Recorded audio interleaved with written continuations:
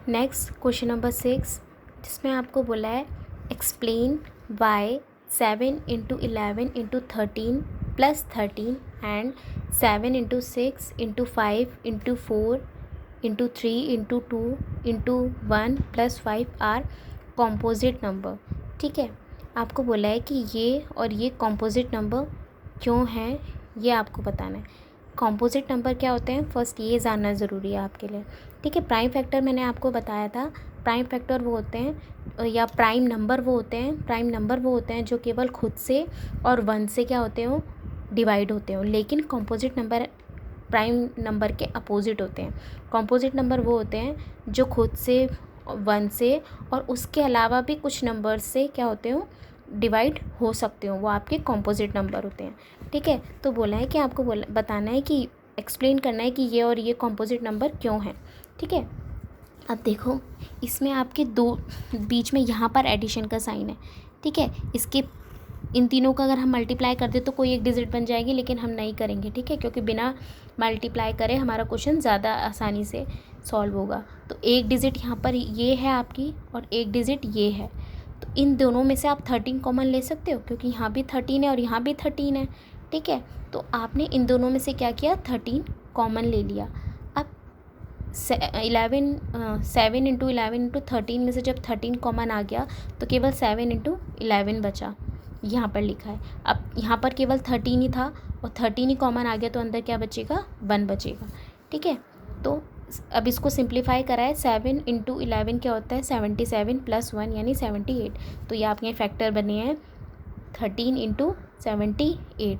अब इन फैक्टर को अगर आप ध्यान से देखो तो ये 13 से भी डिवाइड हो सकता है। कैसे, अगर मैं 13 इंटू 78 को 13 से डिवाइड कर दूँ तो 13 से 13 कैंसिल हो जाएगा और क्या आपका आंसर क्या होगा, 78। और डिवाइड किससे भी हो सकता है, 78 से भी हो सकता है। कैसे, 78 से 78 कैंसिल हो जाएगा, आंसर क्या बचेगा, 13। ठीक है, अगर मैं 13 से डिवाइड करूँ तो 78 बचेगा, 78 से करूँ तो 13 बचेगा। लेकिन कट आप तभी ऐसे कर सकते हो जब बीच में मल्टीप्लिकेशन हो। अगर बीच में एडिशन होता तो आप ऐसे कट नहीं कर सकते थे जैसे मैंने किया, तब आपको पहले इन दोनों को ऐड करना पड़ता, तब आप डिवाइड करते। लेकिन जहाँ पे बीच में मल्टीप्लाई है तो हम कैंसिल आउट कर सकते हैं। ठीक है, तो इन दोनों से भी कैंसिल आउट हो रहे हैं और इनके अलावा ये 2 से भी हो सकता है। ठीक है, 78 को हम 2 से डिवाइड करेंगे तो कुछ टर्म आएगी और फिर उस टर्म के हम मल्टीप्लाई 13 से कर देंगे तो क्या होगा, आपका कोई एक परफेक्ट नंबर आ जाएगा।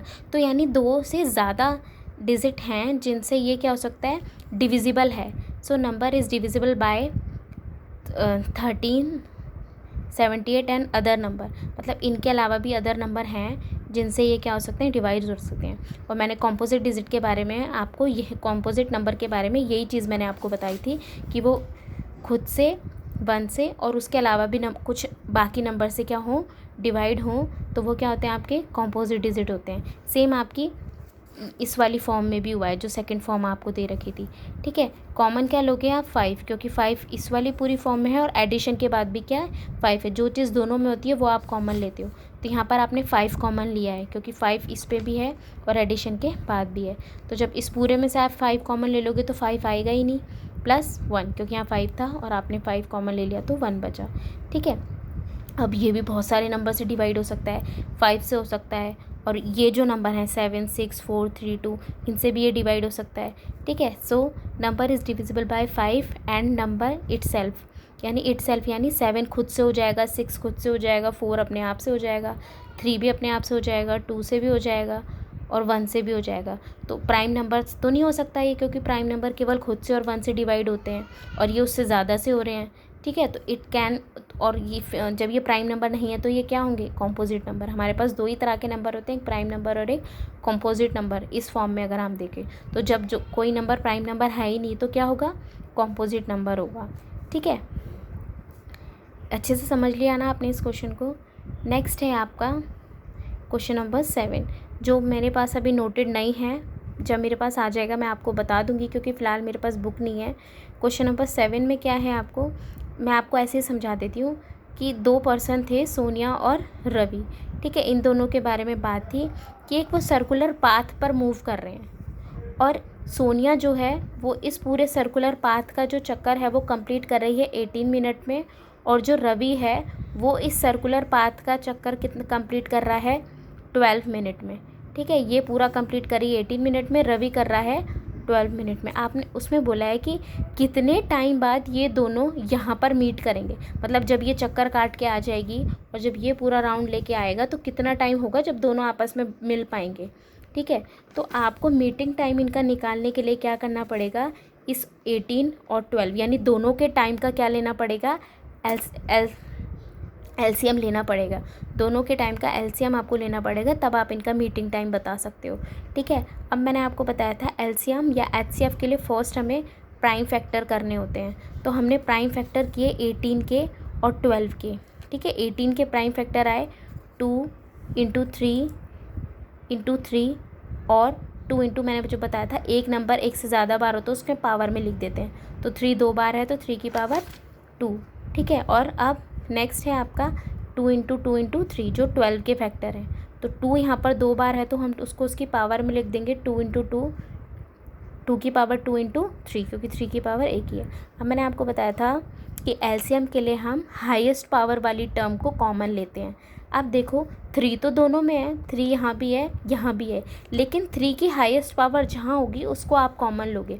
यहाँ पे 3 की पावर 1 है और यहाँ पर 3 की पावर 2 है हाईएस्ट, तो हाईएस्ट 1 हुई या 2 हाईएस्ट पावर हुई, तो इसलिए आपने यहाँ पर 3 की पावर 2 लिखा है, 3 नहीं लिखा है। सेम 2 में 2 की पावर 1 ज़्यादा या 2 की पावर 2, 2 की पावर 2 ज़्यादा होती है, हाईएस्ट पावर हमें कॉमन लेनी होती है, इसलिए हमने 2 की पावर 2 ली है कॉमन। ठीक है, 2 की पावर 2 4 होता है, 3 अब बाकी और कुछ है नहीं कॉमन लेने को, दोनों की हाईएस्ट पावर हमने यहाँ लिख दी है। ठीक है, और 3 की पावर 2 9 होता है। इन तीनों को मल्टीप्लाई कराया तो आंसर आया हमारा 36, यानी after 36 minute they will meet. 36 minute के बाद रवि और सोनिया आपस में क्या करेंगे, मीट करेंगे।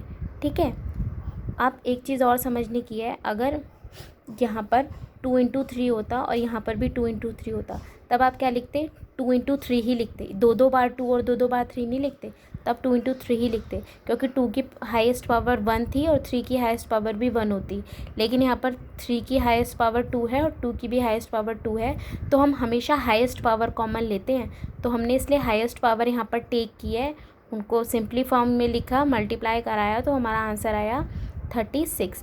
यह आपका एक्सरसाइज 1.2 कंप्लीट हो गई है। Thank you.